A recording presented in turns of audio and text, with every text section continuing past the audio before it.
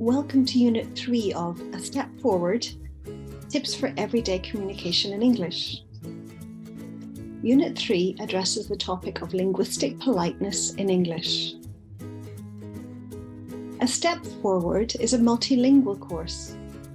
It is available in 6 different languages and provides tips for everyday communication in French, German, Italian, Portuguese and Spanish, as well as English. This multilingual course contains 4 units. Unit 1 addresses how to ask for something in English. Unit 2 explores how to apologize in English.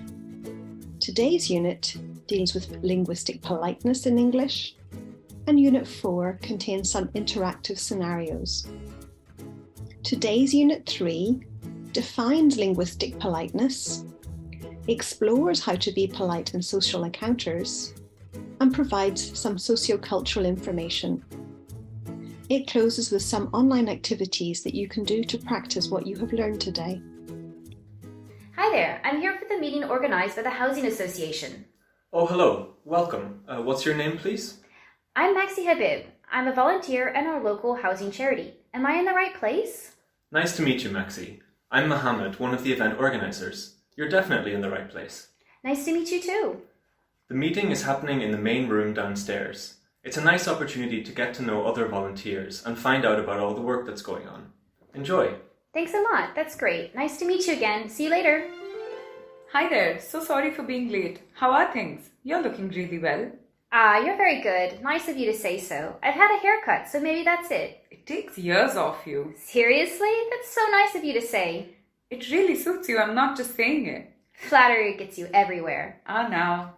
Sorry to interrupt, but you look familiar to me. I wonder if we have maybe met before.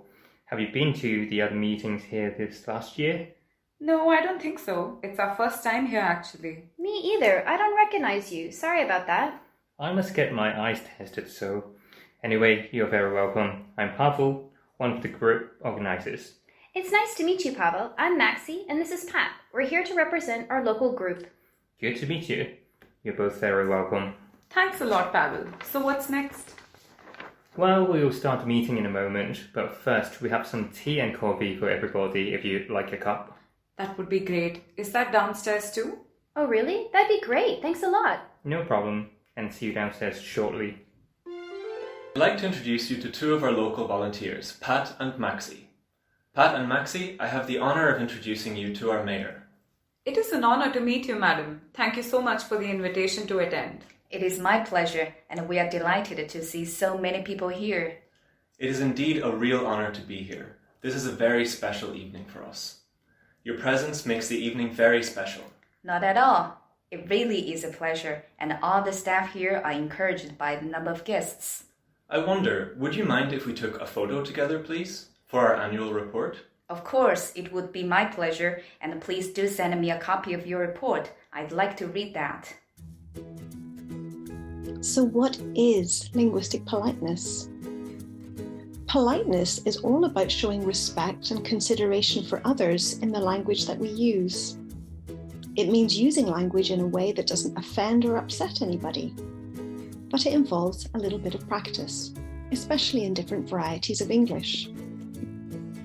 You may think that being polite means using more formal language. I'm terribly sorry to bother you, or if it isn't an inconvenience. However, this is not always the case, as often we need to know how to be polite in informal settings. So, being more formal does not necessarily mean that we are more polite.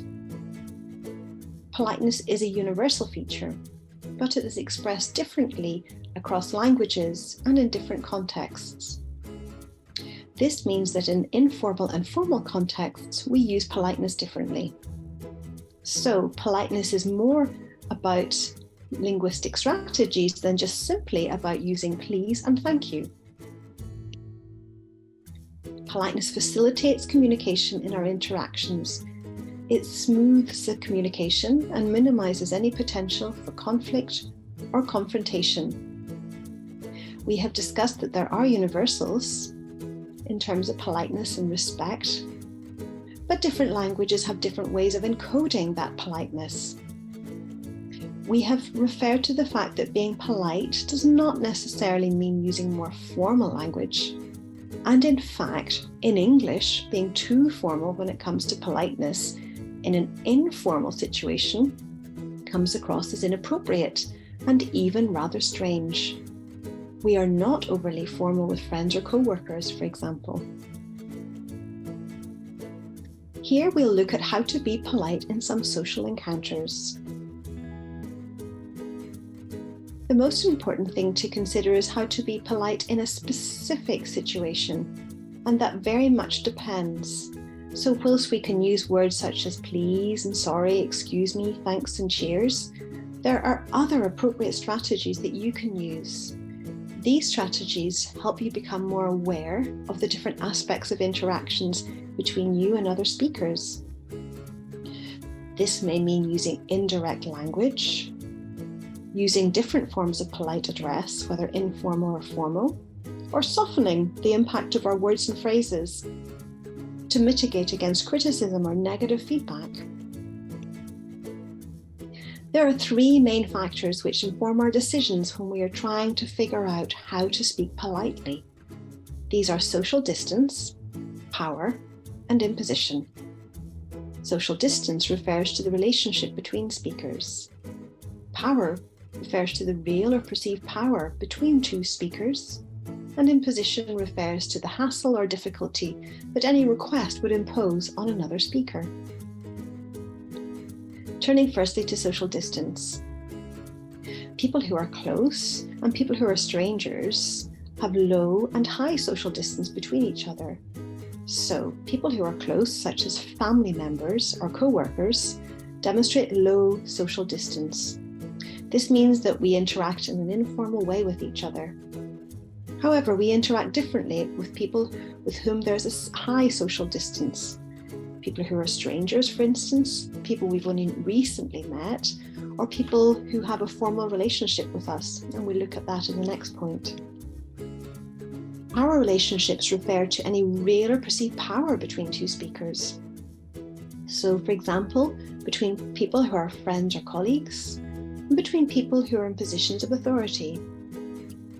There's a low power relationship in between and among people who are friends or colleagues. There's a high power relationship between those people and people in positions of authority. So, for example, we can see this worked out in the example of a teacher and student, where there's a high power relationship, or a manager and employee, where there's a high power relationship. However, among employees or among students, there are low power relationships. The third aspect to consider is the imposition or burden. This refers to the hassle or difficulty that your request would impose on the speaker. When we're asking a small favour, we can be less polite and show less formality. When we're asking for a big favour, we require more politeness or more formality. One important thing to bear in mind when trying to be polite in English is the notion of positive politeness. Positive politeness strategies involve establishing friendliness, transforming negative formulations into positive formulations, using specific discourse markers, honorifics, and so on. So how do we transform negative formulations into positive formulations? This is a means of softening the words and phrases we use to mitigate the impact of criticism or negative feedback. Instead of saying, "I can't come today," you could say, "I might be able to come later in the week," or "Let me check my diary," or simply, "Let me think about that," or "There's no more space on the guest list." A positive formulation could be, "I'm sorry, the guest list is full, but I can put you on the waiting list," or "I'm sorry, I'll contact you if anything changes," or "Let me inform you about the next gig, you'll be the first to know." Another example might be, "I appreciate your hard work, but I was hoping that we might try this job a different way next time." Establishing friendliness involves things like establishing common ground, employing compliments and humour. Establishing common ground means trying to find relationship between you and the other speaker. Using appropriate forms of address in English can be encoded through titles such as Mrs., Mr. or Ms., Professor and Doctor, Madam, Sir, Your Honour, Your Excellency. And we can also use terms of endearment for people that we are close to. That includes saying something like guys, hey dear, hey sweetie. You also might address your cousin as cuz, your brother as bro, or your sister as sis. These terms of endearment vary enormously across the different relationships you'll have in your life. Positive politeness means that we can agree politely and disagree politely. Examples of disagreeing politely could include, I didn't enjoy the flavours in that meal, but I appreciate all the care and attention that went into it.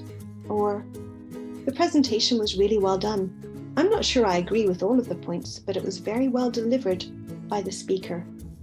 Again, this softens the impact of criticism or negative impact. We can also use language to establish common ground and make connections with speakers. We could ask, is it your first time here? Or, I'm off to walk my dog soon, do you have any pets? We're at the same table, I think. I think we saw each other recently at a work event. This kind of small talk allows you to establish polite communication with another individual. You can also employ compliments appropriately. For example, that was a very good presentation, nice slides, or you did a great job on that email. The meal was really delicious. So in other words, there are other ways of expressing politeness other than just saying thank you. Speakers can then also maintain politeness by presenting their disagreement as an opinion. So instead of stating, I disagree, other approaches could include, from where I stand, could I suggest a different opinion? I hold an alternative position on this one, can I share? If I may offer a different viewpoint, in my opinion, it's just my perspective. Let's look at some sociocultural information now. In some varieties of English, for example British English, people often address others by their titles and last names, especially in formal situations. Dear Mrs. Jones, dear Mr., dear Ms. However, in other varieties of English, perhaps Irish English and American English, it's more common to use people's first names even in some very formal situations. Apologies are extremely common in Irish English, even when it seems that there is not much to apologise for. In fact, the word sorry can be used for lots of different purposes, including just starting a conversation. Sorry, could I just have a chat? Or getting someone's attention. Sorry, I think you dropped your hat. It can perform in the same way as excuse me or pardon me, but also as a means of making contact with the speaker, a bit like saying hello. Turning to some practical information, did you know that Ireland is one of only 2 countries in the European Union, along with Malta, where cars are driven on the left-hand side of the road? It's important to be familiar with the rules of the road and conventions surrounding driving in a new country, so do be careful to check the regulations before planning to drive. Whilst Ireland is famous for its green countryside and rural landscapes, driving in Ireland involves more than getting used to the narrow country roads. Drivers will need to use Ireland's motorway network to access different parts of the country. These are sometimes toll roads, which involve a charge to drivers. Cities, towns and villages will contain one-way roads. There may be lanes reserved only for buses and taxis. On-street parking is generally possible, but it may be at a cost. And car parks are generally indicated with a blue P sign.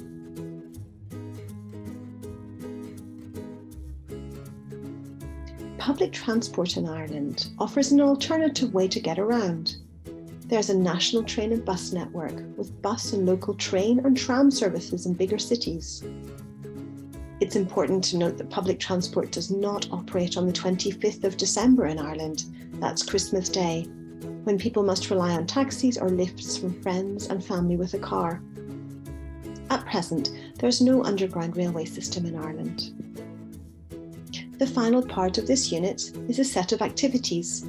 If you would like to try out what you've learned here, use the QR code below to access some practice activities.